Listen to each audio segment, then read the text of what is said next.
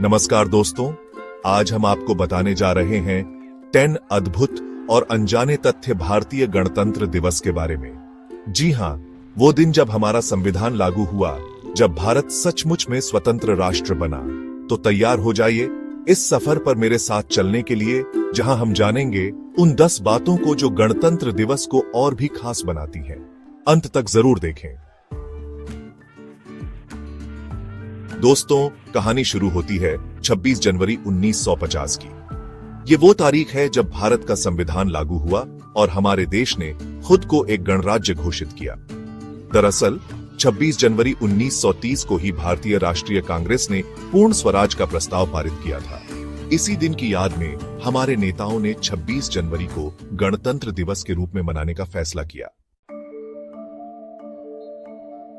पहली गणतंत्र दिवस परेड, कल्पना कीजिए वो नजारा, वो उत्साह। ये ऐतिहासिक परेड 1950 में दिल्ली के इरविन स्टेडियम में आयोजित की गई थी। लेकिन क्या आप जानते हैं कि उस वक्त राजपथ का निर्माण कार्य पूरा नहीं हुआ था? पहले 3 गणतंत्र दिवस समारोह इरविन स्टेडियम, राष्ट्रीय स्टेडियम और रामलीला मैदान में मनाए गए थे। 1955 से राजपथ हमारे गणतंत्र दिवस का स्थायी पता बन गया। दोस्तों, संविधान कोई एक दिन का काम नहीं होता। हमारे संविधान को बनाने में पूरे 2 साल 11 महीने और 18 दिन का समय लगा था। सोचिए, इतने लंबे समय तक हमारे संविधान निर्माताओं ने कितनी मेहनत और लगन से इस अमूल्य दस्तावेज को तैयार किया होगा।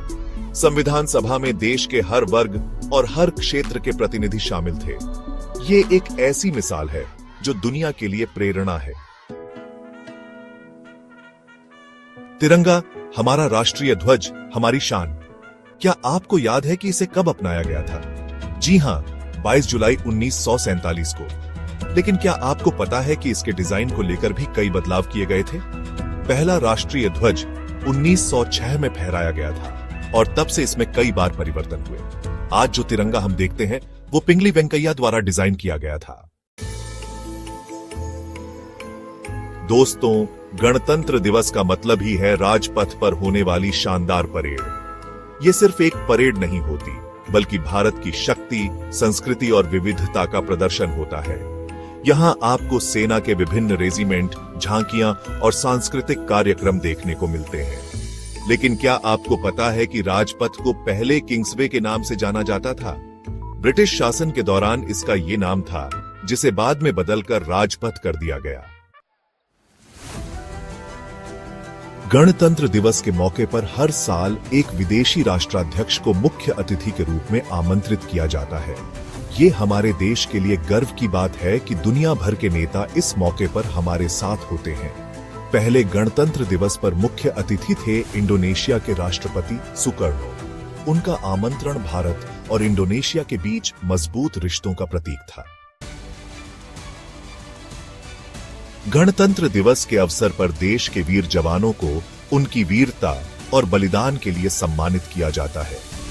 परमवीर चक्र, महावीर चक्र और वीर चक्र जैसे वीरता पुरस्कार इस दिन दिए जाते हैं। ये पुरस्कार सिर्फ एक मेडल नहीं होते, बल्कि उन वीरों के साहस और त्याग की कहानी होते हैं, जिन्होंने देश के लिए अपना सब कुछ न्योछावर कर दिया। गणतंत्र दिवस को देखने के लिए लाखों लोग राजपथ पर इकट्ठा होते हैं और करोड़ों लोग इसे टीवी पर देखते हैं।